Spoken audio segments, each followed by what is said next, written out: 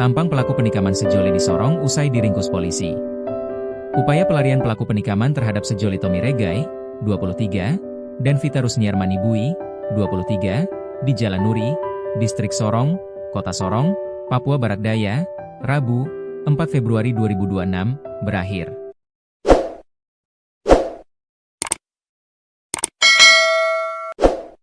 Kurang dari 24 jam, tersangka bernama Yusak Tiris alias Yusak berhasil diringkus oleh personel gabungan Polresta Sorong Kota, Polres Sorong, hingga Polda Papua Barat Daya pada pukul 23 WIB.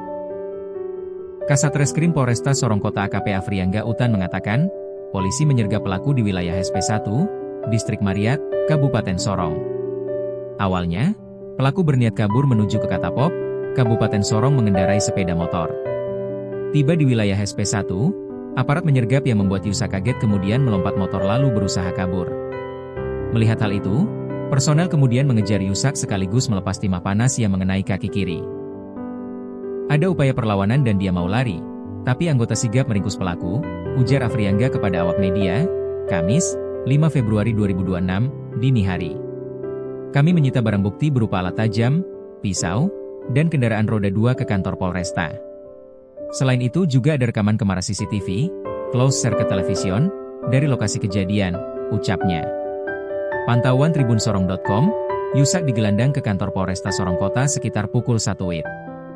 Aksi sadis Yusak terjadi sekitar pukul 04. 0 WIB diduga cemburu karena menaruh hati kepada Vita. Ia menikam Vita beberapa kali hingga meninggal dunia, serta Tommy hingga kritis sebelum menghembuskan napas terakhir setelah mendapat perawatan intensif di RSUD Selebi Solu. Nyawa tak tertolong. Tommy Regai, 23, korban kedua kasus penikaman di Jalan Nuri, Kota Sorong, Papua Barat Daya, Rabu, 4 Februari 2025, akhirnya meninggal dunia. Ia dievakuasi ke RSUD Selebi Solu dari lokasi kejadian sekitar pukul 04. 0 WIB, kemudian menghembuskan napas terakhir pukul 19.12 WIB atau sekitar 12 jam perawatan. Tommy bersama pacarnya Vita Rusniarmani Bui, 23, ditikam pelaku Yusak Tiris, YT, yang cemburu karena menaruh hati kepada Vita. Vita lebih dahulu meregang nyawa akibat menderita 5 luka tusukan.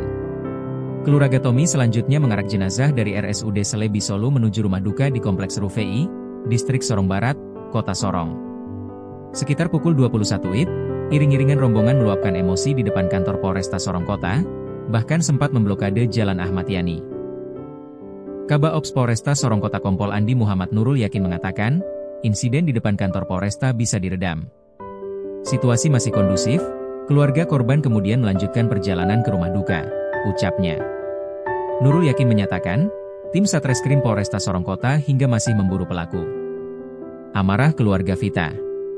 Keluarga korban penikaman mengarak jenazah Vita Rusniarmani Bui, 23, ke kantor Polresta Sorong Kota, di Jalan Jenderal Ahmad Yani, Kota Sorong, Papua Barat Daya, Rabu, 4 Februari 2026, sore.